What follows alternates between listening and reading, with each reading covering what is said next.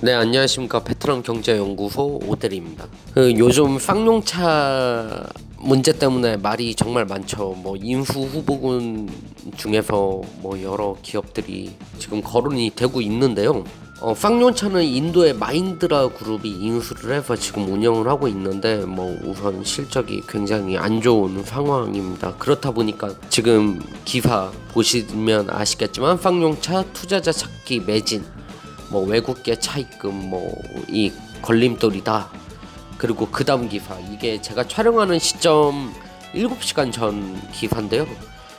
이제 지분 매각 안 한다 이런 발표를 하는데, 뭐 제가 생각할 때는 그렇습니다. 한다 안 한다 뭐 이런 얘기가 있다라는 건 꾸준히 지금 지속돼서 나오고 있잖아요. 그렇다면 이 점에 대해서 분명히 대비를 해야 되는데요. 그 인수 후보군은 보통 중국 회사랑 베트남 회사가 거론이 되고 있는데, 참 베트남이 많이 성장을 한 것 같습니다. 이제 이런 완성차 회사의 인수 후보군으로도 거론을 되는 걸 보면서 좀 그런 생각을 하게 됐는데요. 그 거론이 되고 있는 회사가 바로 빈그룹이라고 베트남의 재계 1위 기업입니다. 그 밑에 이제 계열사 중에 빈페스트라는 회사가 있는데, 그 회사가 지금 거론이 되고 있는 거예요. 그거에 대해서 저의 의견을 이제 오랜만에 정말 베트남 경제 전문 채널다운 얘기를 짧게 쉽게 말씀드리겠습니다. 우선 쌍용차 차트 한번 보시죠.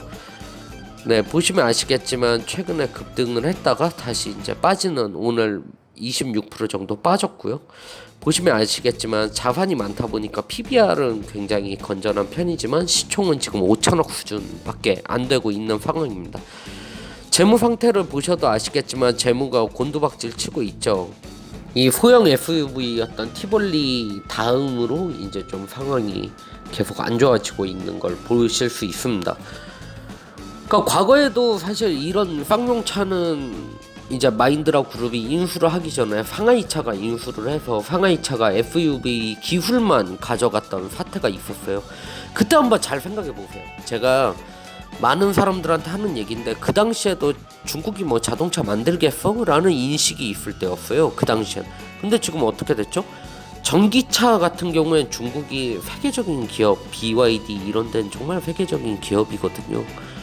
그러니까 이런 부분에서 우리는 방심을 하고 안심을 하고 이렇게 뭐 그냥 혼자 기분 좋을 자부심이 아닌 정말 대비를 하고 다른 나라들이 어떻게 치고 나오는지 좀 경각심이 필요하다라고 생각을 합니다. 이 당시에도 정말 제가 그래도 기업에 대해서 굉장히 관심 많은데, 저도 상하이차라는 걸 이 당시에 몰랐어요.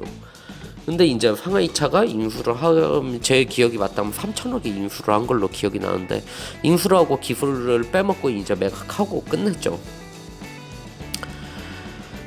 이제 마인드라 그룹의 목적은 둘 중 하나인 것 같습니다. 1번은 이제 매각이 정말 진짜 매각이 목적이던가, 두 번째는 이 사는 애 금융 지원을 좀 받고 싶은 게 목적인데, 뭐 결론적으로는 상황이 안 좋다는 얘기죠. 사실 지금 우리나라 자동차 산업 자체가 좋지 않은 상황이죠. 그럼 빈페스트라는 회사는 도대체 어떤 회사냐? 제가 이제 홈페이지 가서 빼왔어요. 이 베트남의 완성차 회사, 유일한 최초의 완성차 회사고 빈그룹 계열사 중 하나입니다. 근데 이 빈페스트라는 회사는 사실상 부품을 생산해서 만드는 게 아니라 완성차긴 하지만 뭐 수준은 조립 수준이고요. 하이퐁의 공장이 있고 거의 이 335헥타르 규모의 이제 생산 능력을 지금 이 공장을 가지고 있고, 25만 대 정도 생산할 수 있는 능력을 가지고 있습니다. 제가 결론부터 말씀드릴게요. 빈페스트가 쌍용차 인수 능력 있냐? 독자적으로 없습니다. 네, 자금 안 돼요. 근데 인수를 해도 문제예요. 사실 지금 후보군에 나오는 지리차, BYD, 빈페스트 중에 제 개인적으로 정말 매각을 해야 된다면 그나마 지리차가 인수했으면 좋겠습니다. 그나마. 이 지리차랑 BYD는 중국계 회사거든요.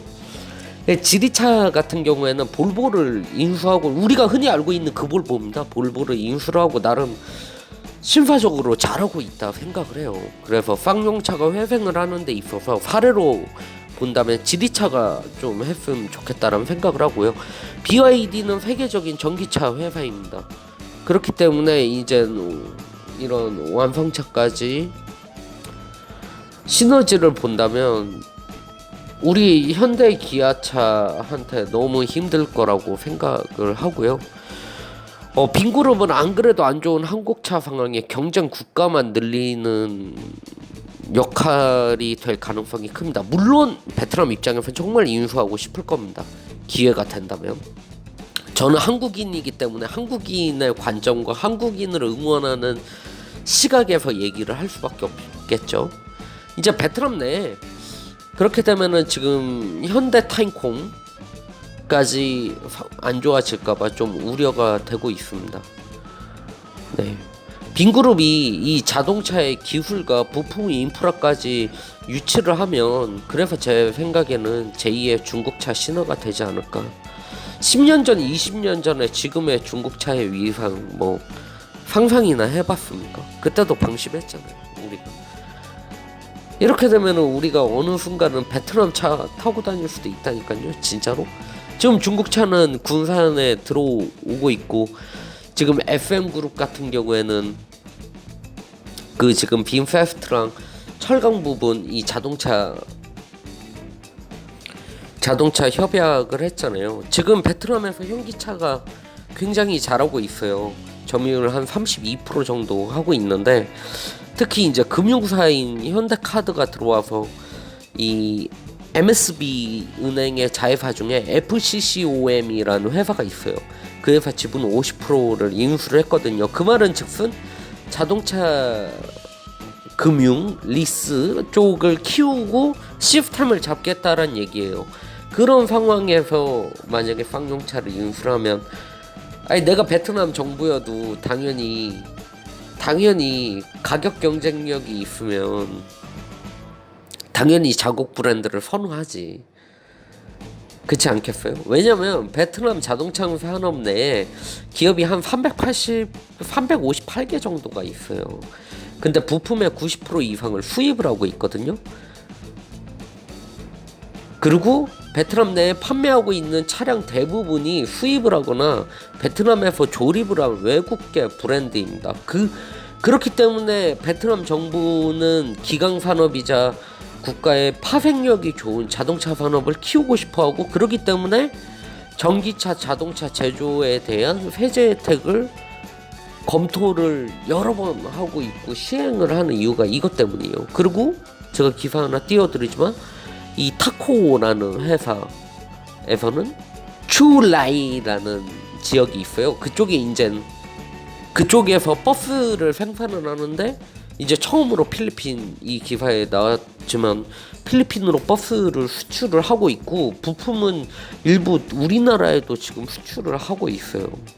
그리고 경제지구 내에 자동차 부품 공장을 가동을 해서 나름은 그래도 지금 굉장히 자동차 산업이 베트남 자동차 생산이 베트남 내 상황에서 좋지 않은 상황임에도 정말 노력을 하고 있는 거죠.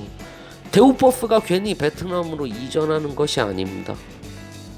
그래서 제가 생각할 때는 베트남 정부가 쌍용차를 만약에 정말 적극적으로 인수하려면 엄청난 지원을 할 거라고 생각을 합니다. 내가 베트남 정부여도 할 것 같아요. 우리 입장에서 정말 너무 안 좋은 소식이죠. 정말 이런 일이 안 생겼으면 좋겠고, 하지만 베트남 입장에선 자신들의 국익을 위해서는 저면은 강하게 드라이브를 하지 않을까. 왜냐면 안 그래도 아세안 FTA로 수입이 늘었거든요. 그리고 이제 EU랑 베트남 FTA가 향후 이제 2,500cc 이하의 세단은 2022년까지 현행 지금 관세인 70.9%에서 56.7%로 관세가 인하가 될 거예요. 그러면 어떻게 되겠어요? 안 그래도 아세안 FTA 때문에 태국이랑 인도네시아에서 차가 많이 수입되고 국내 생산 시스템이 많이 죽고 있는데, 배-EU FTA까지 하면 그 수입량이 늘 거고, 그때까지 이런 시스템을 구축을 할 수는 없잖아요, 현실적으로. 그럼 제일 빠른 게 뭐가 있겠어? 인수합병이지. 그래서 저는 이게 우리나라 자동차 산업에 큰 위협이 될 거라고 생각합니다. 그리고 마지막으로 이 빈그룹 제가 한번 빈그룹 재무에 관한 얘기를 다룬 적이 있어요. 이 베트남의 삼성 빈그룹 코로나19 백신 사업 이러면서 절대 그럴 리가 없다. 백신 절대 안 한다. 이런 얘기를 했는데 여기에 제가 재무를 다뤘어요. 그러니까 결론 실적이 좋지가 않고 돈이 없고 역량이 안 된다. 근데 영혼까지 끌어서 했을 때는 제2의 중국차가 성장했던 그 방향 그리고 제2의 상하이차 사건이 나올 수 있다. 마지막으로 제가 하고 싶은 얘기는 우리나라 자동차 산업계에 노사 협력이 굉장히 중요하다 생각합니다. GM대우 이 군산 공장 폐쇄되고 나서 베트남으로 이직 많이 하셨잖아요. 어떻게 됐죠? 이직하셔서? 제가 긴 말 할 필요 없죠. 아마 대우차 시절 많이 그리워하실 거고 GM대우 때도 많이 그리워하실 거예요. 저는 노조가 필요하다 생각해요. 특히 중소기업에 정말 열악한 환경에서 일하는 근로자가 저는 많다라고 생각을 해요. 중소기업에. 근데 대기업은 제가 뭐 말을 좀 아끼겠습니다. 글로벌 시대잖아요. 우리도 각자 개인이 선택권이 있듯이 기업도 선택권이 있다라는 걸 굉장히 착각하고 있는 것 같아요. 생각해보세요. 내가 도둑놈 취급받는데 옆 동네 가면은 영웅 대접받아. 당신이면 안 가겠어? 설마 우리나라가? 그래도 우리나라 자동차 강국인데, 조선 강국인데, 반도체 강국인데 잊지 않으셨으면 좋겠어요. 40년 전에 세계 최고의 빈곤 국가가 바로 대한민국이었습니다. 그때 주변 나라들도 설마 했었을 거예요. 우리가 이 실생활에도 보면 아시잖아요. 안 좋은 대학을 나오든 뭐 안 좋은 직장을 다니더라도 뒤늦게 정신 차리고 자존심 굽혀가며 쫓아다니고 배우면서 남 탓 안 하고 자기가 만들겠다라고 뛰어다닌 사람 중에 상황 역전한 사람 수없이 많잖아요. 제 주변에도 엄청 많은데 방심이란 단어는 굉장히 안 좋은 단어인 것 같습니다. 네, 그래서 그런 일이 좀 없고 잘 사태가 해결됐으면 좋겠다라는 오대리의 마음으로 촬영을 하게 됐습니다. 네, 감사합니다.